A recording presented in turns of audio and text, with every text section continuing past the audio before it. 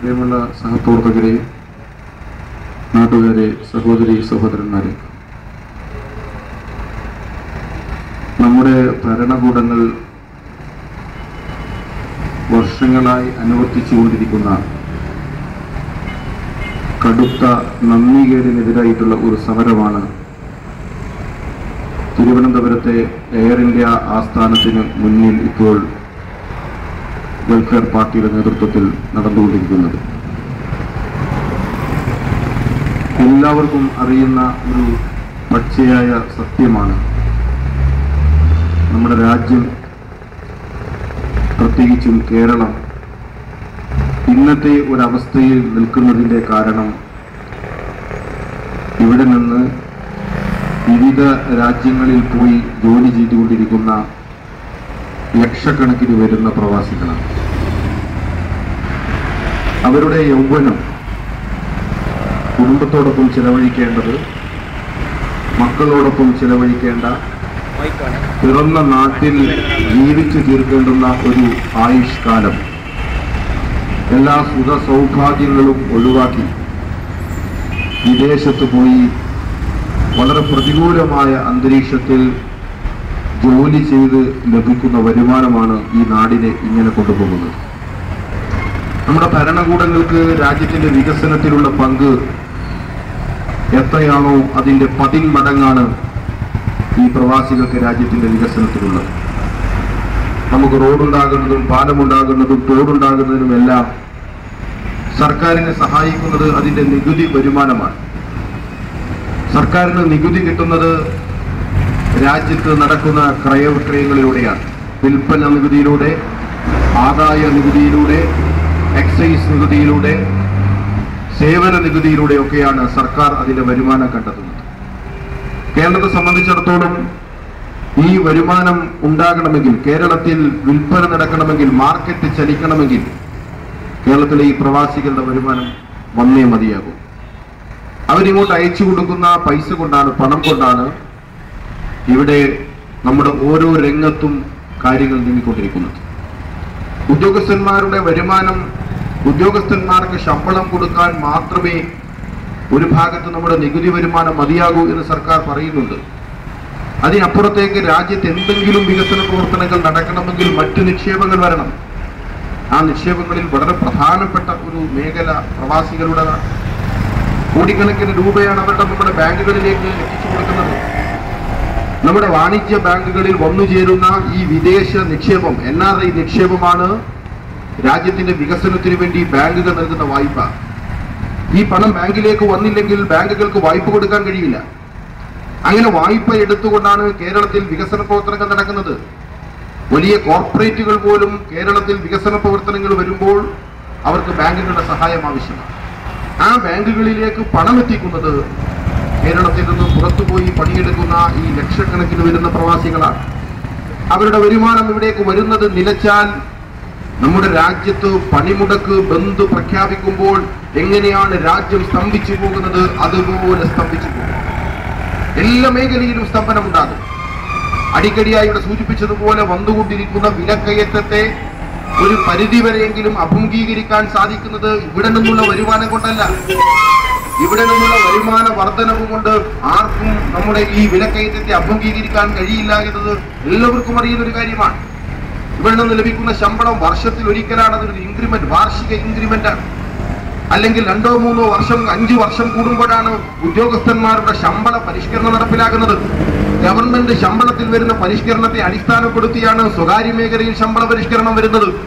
കേരളത്തിന്റെ കാർഷിക മേഖലയിൽ നിന്നുള്ള വരുമാനം 15 വർഷമായി ഒരേ നിലയിലാണ് പോയിക്കൊണ്ടിരിക്കുന്നത്. ഈ നിലക്ക് ഇവിടെ നിന്നുള്ള വരുമാന വർധനവ് കൊണ്ട് ഇപ്പോൾ നമ്മുടെ മേൽ വന്നുകൊണ്ടിരിക്കുന്ന ഈ വിലക്കയറ്റത്തെ അഭിമുഖീകരിക്കാൻ കേരളീയർക്ക് സാധിക്കില്ല. അത് സാധിക്കുന്നത് പ്രവാസികൾ അയച്ചു കൊടുക്കുന്ന പൈസ കൊണ്ടാണ്.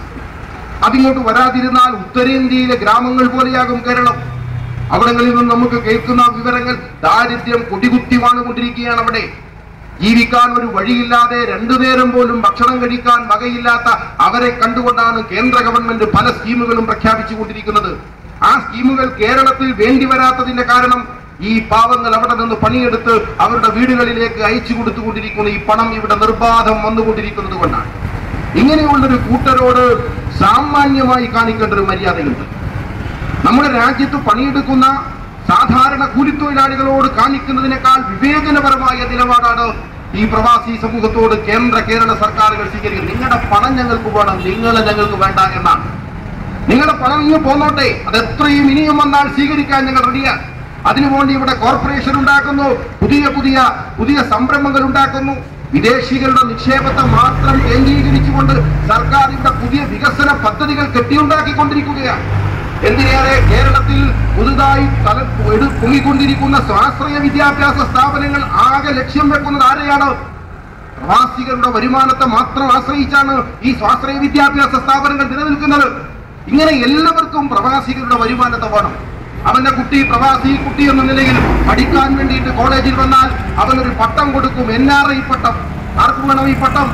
ആ പട്ടം കൊടുത്താൽ എന്താ പോകുന്നത്? NRI-കാരന്റെ കയ്യിൽ നിന്ന് 8 ലക്ഷം. സാധാരണ ഇവിടെ വാങ്ങുന്നത് 3 ലക്ഷമാണ് ഫീസെങ്കിൽ NRI-കാരന്റെ 8 ലക്ഷം. എന്തൊരു ഔദാര്യമാണ് കേന്ദ്രത്തിലെ സർക്കാരുകൾ ഈ പാവങ്ങൾക്ക് നൽകുന്നത്. ഈ ഔദാര്യം ഈ പ്രവാസികൾക്ക് വേണ്ട എന്നാണ് അവരുടെ ഭാഗത്ത് നിന്ന് ഉയർന്നുകൊണ്ടിരിക്കുന്നത്. ഇതാണ് ഒരു സർക്കാരിന്റെ ഭാഗത്തു നിന്നുണ്ടാകേണ്ട മര്യാദ. ഈ മര്യാദകേടിന് എന്താണ് നമുക്ക് സർക്കാരിനോട് പറയേണ്ടി വരുന്നത്? അതുകൊണ്ട് ഈ മര്യാദകേട് അവസാനിപ്പിക്കണം.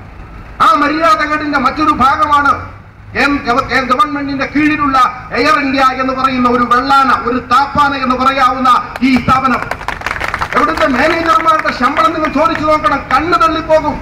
ലക്ഷക്കണക്കിന് രൂപ ശമ്പളം വാങ്ങുന്ന മാനേജർമാരാണ് ഗോസായിമാരായി ഇത്തരം കേന്ദ്രങ്ങളിൽ തടഞ്ഞുകൂടിയിരിക്കുന്നത്.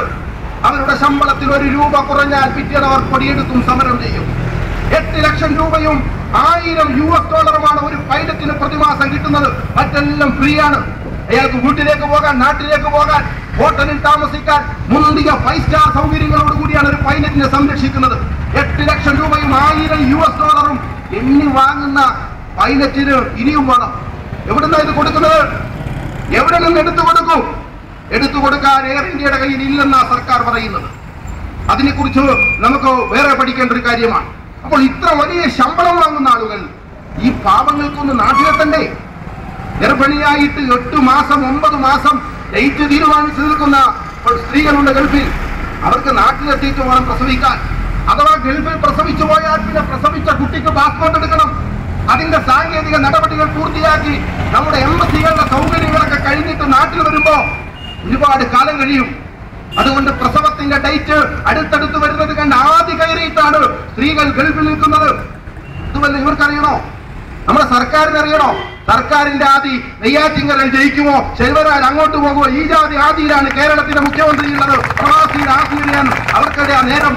ഒരു വാചകം പറഞ്ഞു ഉമ്മൻചാണ്ടി കേരളത്തിന്റെ ജനപ്രിയനായ മുഖ്യമന്ത്രിയാണ് എന്ന പ്രശസ്തി നേടിയെടുക്കാൻ മുഴുവൻ ജനസമ്പർക്ക പരിപാടികളുടെയും ഓടി നടക്കുന്ന ജനകീയനായ മുഖ്യമന്ത്രി ഉമ്മൻചാണ്ടി താങ്കളുടെ കീഴിൽ ജീവിക്കുന്ന ലക്ഷക്കണക്കിന് ആളുകൾ ഗൾഫിൽ ഈ നരക ജീവിതം നയിക്കുമ്പോ നിങ്ങളുടെ തന്നെ കേന്ദ്ര ഗവൺമെന്റിനടുത്ത് ഒരു വാചകം പറയാൻ താങ്കൾ ധൈര്യം കാണിച്ചോ?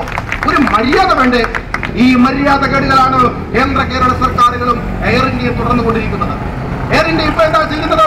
പൈലറ്റുമാരുടെ ഒരു സമരം വന്നു. ആ സമരത്തിന്റെ കാരണം അന്വേഷിക്കുമ്പോ അസൂയയും കുശുമ്പും ഒക്കെ കൂടി ചേർന്ന് പൈലറ്റുമാരെ ആ രോഗം പിടിച്ചാലുണ്ടാകാവുന്ന പൈലറ്റുമാരിൽ 2 തട്ട് ആളുകളുണ്ട്. അതിൽ 1 തട്ട് ആളുകളാണ് വലിയ തരത്തിലുള്ള വിമാനം പറത്തുന്നത്. 2ാം നമ്പർ ആളുകളുണ്ട്, അവർക്ക് വലിയ വിമാനങ്ങൾ പറത്താനുള്ള പരിശീലനമില്ല. അതെന്തോ കൊടുത്തുപോയി. അപ്പൊ 1ാം നമ്പറുകാരൻ പിണങ്ങി, അങ്ങനെയാണെങ്കിൽ ഞങ്ങൾ പറപ്പിക്കില്ല. അങ്ങനെയുള്ള തർക്കം, മറ്റു വേറെ കുറെ ആവശ്യങ്ങളുണ്ട്. എല്ലാം കൂടി ചേർന്ന് വന്നിട്ട് അവർക്ക് സമരം പ്രഖ്യാപിച്ചു. ഇവിടെ സമരം പ്രഖ്യാപിച്ച സർക്കാർ എന്താ ചെയ്യേണ്ടത്? ഒരവശ്യ സർവീസാണിത്. മെഡിക്കൽ പോലെ ഒരവശ്യ സർവീസാണ്. ആ അവശ്യ സർവീസിന് ഒരു ഭംഗം വരുമ്പോൾ, അതിന് തടസ്സം വരുമ്പോൾ സർക്കാർ എന്താ ചെയ്യേണ്ടത്? ഇടപെട്ടത് പരിഹരിക്കണം. അത് പരിഹരിച്ചിട്ടേ പോകാൻ പറ്റൂ. സർക്കാരിന്റെ നിലപാടെന്താ? സമരം അവസാനിപ്പിച്ചിട്ട് ചർച്ചയാക്കാം. ഇത് പറയാൻ വേണം ഒരു മന്ത്രി. സമരമൊക്കെ അവസാനിപ്പിച്ചിട്ട് അപ്പൊ ചർച്ച ചെയ്യാം എന്ന് പറയാൻ വേണ്ടിയിട്ട് ഒരു മന്ത്രി വേണോ? കേന്ദ്രത്തിലിടക്ക് UPA ഗവൺമെന്റിന്റെ ഭൂരിപക്ഷം കുറഞ്ഞു വന്നു. ആകെ പ്രതിസന്ധി എത്തുന്ന ഘട്ടുമ്പോഴാണ് ജാർഖണ്ഡിലെ UPയിലെ വലിയ ഭൂപ്രമാണിയായ ജന്മിയായ നേതാവ് അജിത് സിംഗിന്റെ പാർട്ടിയെ UPയിൽ ഘടകകക്ഷിയാക്കി. അജിത് സിംഗിനെ UPയെ ഘടകകക്ഷിയാക്കുമ്പോൾ അദ്ദേഹത്തിന് മന്ത്രിസ്ഥാനം കൊടുക്കണം. കേരളത്തിൽ നിന്നുള്ള വയലാർമി കൈകാര്യം ചെയ്തിരുന്ന വ്യോമയാന വകുപ്പ് അദ്ദേഹത്തിന് കൊടുത്തു. അതിനു മുമ്പ് പ്രഫുൽ പട്ടേൽ ആയിരുന്നു കൈകാര്യം ചെയ്തിരുന്നത്. അദ്ദേഹം കോടികൾ കൊണ്ടുപോയി എന്ന അഴിമതി കഥ വന്നപ്പോൾ പ്രഫുൽ പട്ടേൽ രാജിവെച്ചു. അദ്ദേഹം കൈമാറി വയലാർ രവി. വയലാർ രവിയുടെ കയ്യിൽ നിന്ന് അജിത് സിംഗിന് കൊടുത്തു. അജിത് സിംഗിനുണ്ടോ പ്രവാസി? അദ്ദേഹം UP-യുടെ വലിയ ജന്മിയാണ്. 10,000-കണക്കിന് ഏക്കർ സ്ഥലം കൈവശം വച്ചിരിക്കുന്ന ഒരു വലിയ ഭൂജന്മിയാണ് അജിത് സിംഗ്. അദ്ദേഹത്തിന് ഗൾഫിൽ നിന്നുള്ള പൈസയൊന്നും വരേണ്ട കാര്യമില്ല. അദ്ദേഹത്തിന്റെ ഭൂമിയിൽ നിന്ന് കിട്ടുന്ന ചെറിയ ഫലങ്ങൾ ഉണ്ടെങ്കിൽ തന്നെ തലമുറകൾ ജീവിക്കാൻ വരുമാനമുള്ള നേതാവാണ് അജിത് സിംഗ്. ആ അജിത് സിംഗിനുണ്ടോ നമ്മുടെ പാവം പ്രവാസികളുടെ സങ്കടം അറിയാൻ? അജിത് സിംഗ് പറയുന്നത് ഒക്കെ സമരം കഴിഞ്ഞിട്ടൊക്കെ വന്നിട്ട് ചർച്ച ചെയ്യാം. അവിടെ കിടക്കുകയാണ്.